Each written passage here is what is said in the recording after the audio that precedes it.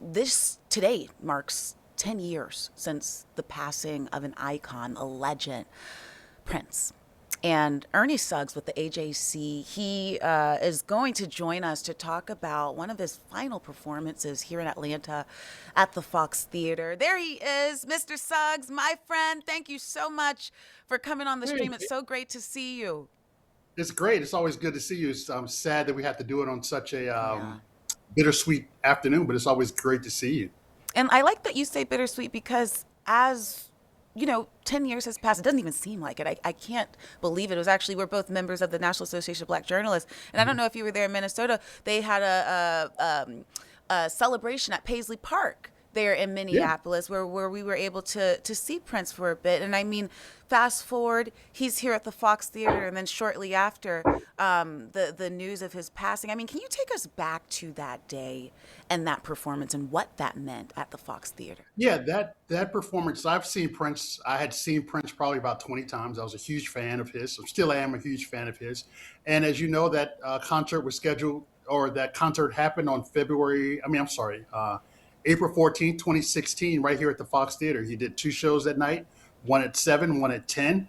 I purchased a 10 o'clock show because I wanted to make sure that I was there, that he can give us a full show. I don't want to be locked into the 7 o'clock show, knowing that he had to leave at a certain time. So I literally went to his last concert, and I often think about that. It's just like kind of as a big Prince fan, why did he choose Atlanta? Why was I able to attend this last concert? And it was a fantastic concert. I've seen him in every element.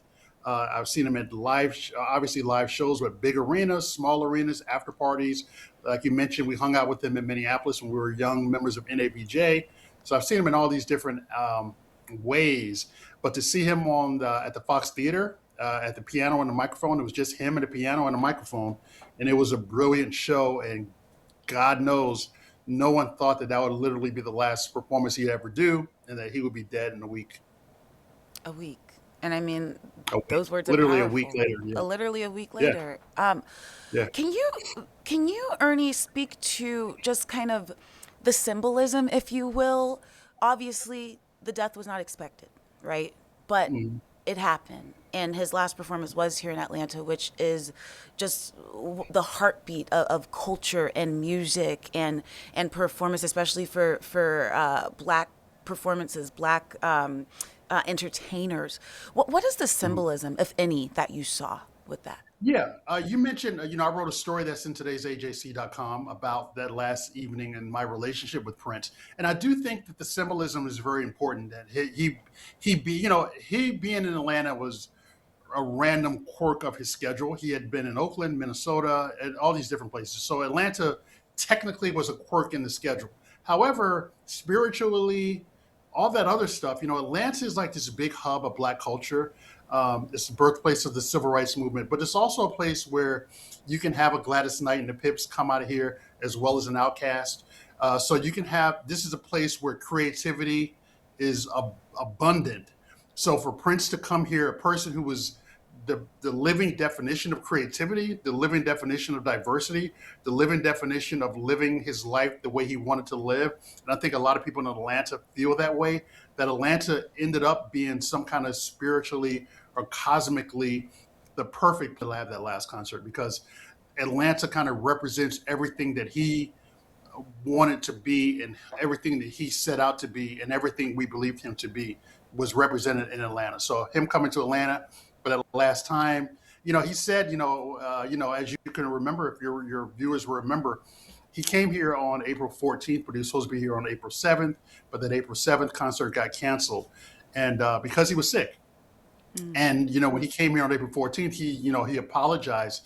He said, "I beg your forgiveness. I am here. Where are you?" And I think that was a very powerful statement. I am here. Where are you? And I think he was talking to Atlanta, but he was also talking to all of the world. Like, I'm here. I'm always going to be here. I'm always going to be there for you, and I'm always going to be able to tell you a story. And I think that's what he did on that final day here in Atlanta. And one thing that anyone can say about Prince is that he was unapologetically himself.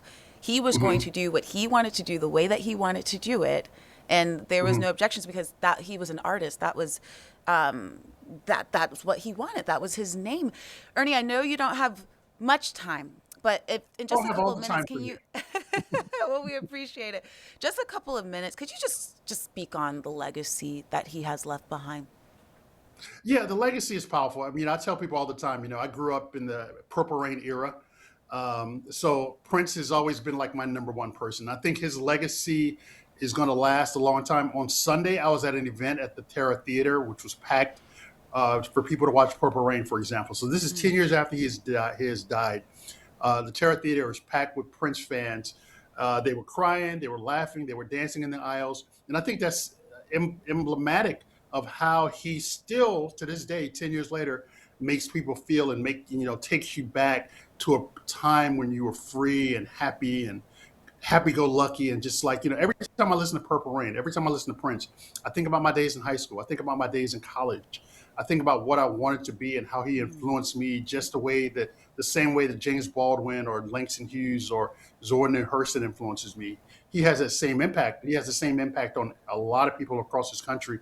My algorithms on social media, on Facebook, every day I'm getting some kind of Prince story coming on Facebook, on my Spotify. I put it in random. Within 3 songs, there's a Prince song on it because I listen to Prince so much that the algorithms know what I want. So he's part of me every day, and so I think his legacy is going to last not only in me, but I'm sure in you as well. But I think in a lot of people for the rest of as long as we can think, as long as we can be on this earth. as long as we can be on the earth. Hey, I do not disagree with you at all. I What's your 100% favorite Prince song?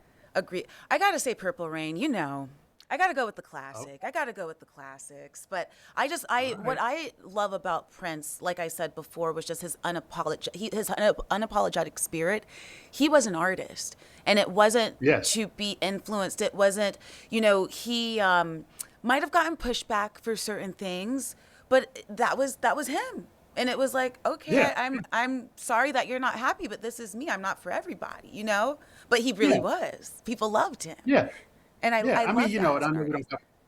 I know we don't have much time, but you look at the way he dressed as a man, Yes. as a straight man, the way he dressed, it was unapologetic. He was unapologetically black.